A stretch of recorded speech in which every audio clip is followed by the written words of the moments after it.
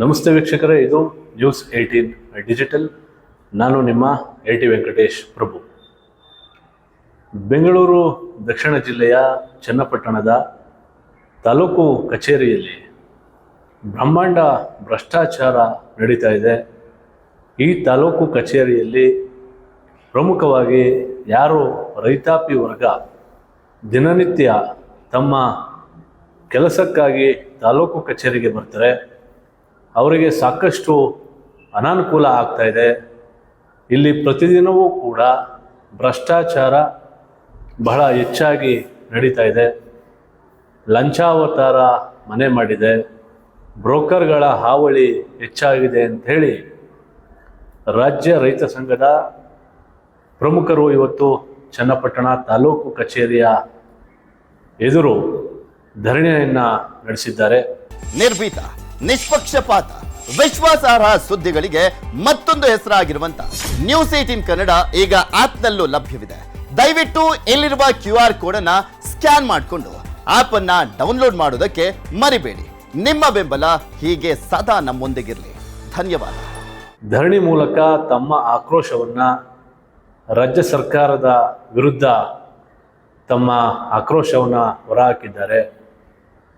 ಏನು ಪ್ರತಿದಿನವೂ ಕೂಡ ತಾಲೂಕು ಕಚೇರಿಗೆ ರೈತರು ತಮ್ಮ ಜಮೀನಿನ ವಿಚಾರವಾಗಿ ಹಾಗೆ ಇತರೆ ಯಾವುದೇ ಒಂದು ಮೂಲಭೂತ ಸೌಕರ್ಯದ ವಿಚಾರವಾಗಿ ಆಗಿರ್ಬೋದು, ಪ್ರಮುಖವಾಗಿ ತಮ್ಮ ಜಮೀನುಗಳ ವಿಚಾರವಾಗಿ ಯಾವುದೇ ಒಂದು ಸಮಸ್ಯೆಗಳಿದ್ರೂ ಕೂಡ ಆ ಸಮಸ್ಯೆಗೆ ಪರಿಹಾರವನ್ನು ಹುಡುಕಲಿಕ್ಕೆ ತಾಲೂಕು ಕಚೇರಿಗೆ ಬರ್ತಾ ಇದ್ದಾರೆ.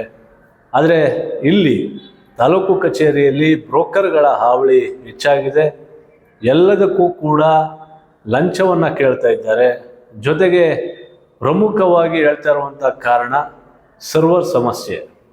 ಅಂದರೆ ಇಲ್ಲಿ ಪ್ರಮುಖವಾಗಿ ಪ್ರತಿಭಟನಾಕಾರರ ಮೂಲ ಒತ್ತಾಯ ಏನಂದರೆ, ತಾಲೂಕು ಕಚೇರಿಯ ಒಳಗಡೆ ಏನು ಕಚೇರಿಗಳಲ್ಲಿ ಇರ್ತಕ್ಕಂತಹ ಸಿಸ್ಟಮ್ ಕಂಪ್ಯೂಟರ್ಗಳಲ್ಲಿ ಸರ್ವರ್ ಸಮಸ್ಯೆ ಕಾಣಿಸ್ತಾ ಇದೆ.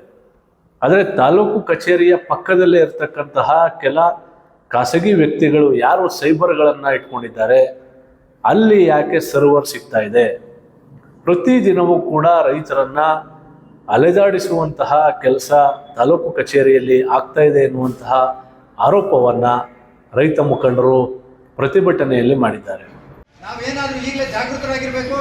ಅಧಿಕಾರಿಗಳಿಗೆ ಇವತ್ತೇ ಜಾಗೃತರಾಗಿರ್ತಕ್ಕಂಥ ಕೆಲಸವನ್ನು ಮಾಡಿ, ನಿಮ್ಮದು ಯಾವುದೇ ಕಾರ್ಯಗಳು ಕಾನೂನುಬದ್ಧವಾಗಿ ನಿಮ್ಮನ್ನು ಅಲೆಸೋದಾದ್ರೆ ರೈತ ಸಂಘವನ್ನು ದಯವಿಟ್ಟು ನಿಮ್ಮ ಸಂಪರ್ಕದಲ್ಲಿ ಇಟ್ಕೊಳ್ಳಿ. ಆ ಕ್ರಿಯೆಯನ್ನು ನಾವು ಮಾಡ್ತೀವಿ. ಇವರು ನಮ್ಮ ಕೆಲಸ ಕಾರ್ಯಗಳನ್ನು ಮಾಡೋದಕ್ಕೆ ತಾಲೂಕು ಕಚೇರಿಗಳನ್ನು ಕಟ್ಟಿದ್ದಾರೆ ವಿನ ಬೇಕಾದ್ರೆ ಇವರು ಅಲಿಸೋದಕ್ಕಲ್ಲ. 12 ತಿಂಗಳಲ್ವಾ, 12 ತಿಂಗಳಿಗೆ ಭಾನುವಾರಗಳು, ಸೆಕೆಂಡ್ ಸ್ಯಾಟರ್ಡೆ, 4ನೇ ಶನಿವಾರ, CL, ಸಾರ್ವಜನಿಕ ರಜಾ, ಮತ್ತು ರಾಜ್ಯದ ಸಾಂದರ್ಭಿಕ ರಜಾ, CL ಎಲ್ಲ ಸೇರಿದ್ರೆ 130 ದಿನ ಆಯಿತು. 30 ದಿನದಂತೆ ಭಾಗ ಮಾಡಿದ್ರೆ ಎಷ್ಟಪ್ಪ ಆಯಿತು? 4 ತಿಂಗಳ ರಜಾ. ಈ 4 ತಿಂಗಳಲ್ಲಿ ದಿನಕ್ಕೆ 6 ಗಂಟೆ ಕೆಲಸ ಮಾಡಲ್ಲ, 3 ಗಂಟೆನೂ ಇರಲ್ಲ. ಅದಕ್ಕೆ ನಾವು ಒತ್ತಾಯ ಮಾಡ್ತಾ ಇದ್ದೀವಿ, ಭದ್ರದ ಮುಖಾಂತರ ನೀವು ಪ್ರತಿ ಕೋಣೆಗೂ ಕೂಡ CCTVಯನ್ನು ಅಳವಡಿಸಬೇಕು. ಜೊತೆಗೆ ಒಂದಿಷ್ಟು ಕೆಲಸಗಳಿಗೆ ಇಷ್ಟೇ ಕಾಲಾವಕಾಶ ಇದೆ, ಅಂದರೆ ಕಾಲಮಿತಿ ಇದೆ.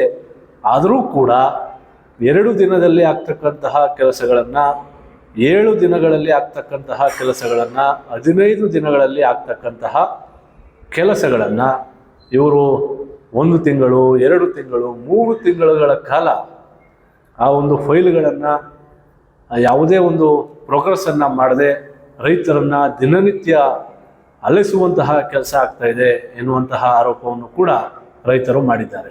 ಜೊತೆಗೆ ಯಾವುದೇ ಒಂದು ಕೆಲಸ ಕಾರ್ಯಗಳು ಆಗಬೇಕು ಅಂದಾಗ ಅಲ್ಲಿ ಬಹಳ ಬೇಗವಾಗಿ ಬ್ರೋಕರ್ಗಳು ಹುಟ್ಕೊಳ್ತಾರೆ.